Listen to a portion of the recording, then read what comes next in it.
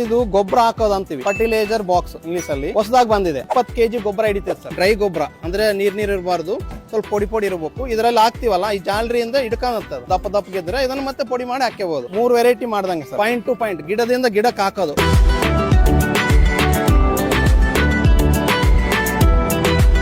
Sir ಇದು 2 ಕಡೆ 2 ಸಾಲಿಗೆ ಹಾಕೋದು. ಇನ್ನು ಸ್ವಲ್ಪ ಕಡಿಮೆ ಬಂತಂದ್ರೆ ಸ್ವಲ್ಪ ಪೈಪ್ ಹಚ್ಕೊಂಡ್ಬಿಡ್ರು. ಏನ್ ಸಿಗ್ತಾವ ಮಾರ್ಕೆಟ್ ಅಲ್ಲಿ 2 ಸಾಲಿಗೆ. ಇಲ್ಲ ಸರ್ ನನಗೆ ಒಂದೇ ಸಾಲು ಬೇಕಂದ್ರೆ ಹಾಕ್ಯಂತ ಹೋಗೋದು. ಬಟ್ ಇದು ಕಂಟ್ರೋಲ್ ಐತೆ ಸರ್. ಇದು ಗನ್ ಅಂತೀವಿ. ಇದು ಒತ್ತಿದ್ರೇನೆ ಬೀಳುತ್ತೆ, ಹಾಕ್ಯಂತ ವೇಸ್ಟ್ ಆಗಲ್ಲ. ಇದರಲ್ಲಿ ಕೂಡ ಇದು ಗನ್ ಇದ್ದಂಗೆ ಸರ್. ಒತ್ತಿದ್ರೇನೆ ಬೀಳುತ್ತೆ, ಸುಮ್ನೆ ಬೀಳ್ಕಂತ ಹೋಗಲ್ಲ, ವೇಸ್ಟ್ ಆಗಲ್ಲ.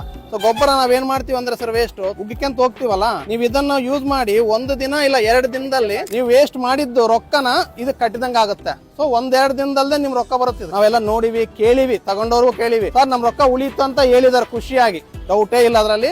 ಬೇಕಾದ್ರೆ ಫೋನ್ ನಂಬರ್ ಕೊಟ್ಟು ಮಾತಾಡಿಸ್ತೀವಿ ನಮ್ಗೆ. ಯಾಕಂದ್ರೆ ಸುಳ್ಳು ಎಲ್ಲಿ ಮಾರೋ ಬಿಸ್ನೆಸ್ ಅಲ್ಲ ನಮ್ದು. ಯಾಕಂದ್ರೆ ನೀವು ಉಗ್ಕಂತ ಹೋಗ್ತೀರಿ, ಗಿಡ ಇಲ್ಲಿ ಇರುತ್ತೆ, ಇದೆಲ್ಲ ವೇಸ್ಟ್. ಇಲ್ಲಿ ಏನ್ ಬರುತ್ತೆ, ಕಳೆ ಬರುತ್ತೆ ನೀವು ಉಗ್ಗಿದ್ದಕ್ಕೆ, ಬಟ್ ಏನು ಬರಲ್ಲ ಅಲ್ಲಿ. ಸೊ ಇದನ್ನು ಅಲ್ಲೆಲ್ಲೇ ಹಾಕಬಹುದು. 2200 ಮಾಡಿ ಸರ್ ಇದ್ರ ಪ್ರೈಸ್. ಮಾರ್ಕೆಟ್ ಅಲ್ಲಿ ಯಾರು ಆ ರೇಟ್ಗಿನ ಕಡಿಮೆ ಕೊಡಲ್ಲ, ಕೊಡ್ತಾ ಇಲ್ಲ. ನಾವೆಲ್ಲ ತಿಳ್ಕೊಂಡೇ ಮಾಡ್ತೀವಿ ಪ್ರೈಸಿಂಗ್ ಅನ್ನ. ಸೊ ಇದನ್ನೇನಿದಲ್ಲ ವರ್ಷಾನುಗಟ್ಲೆ ಯೂಸ್ ಮಾಡ್ಬೋದು, ಕೆಡೋದಲ್ಲ ಬಡೋದಲ್ಲ.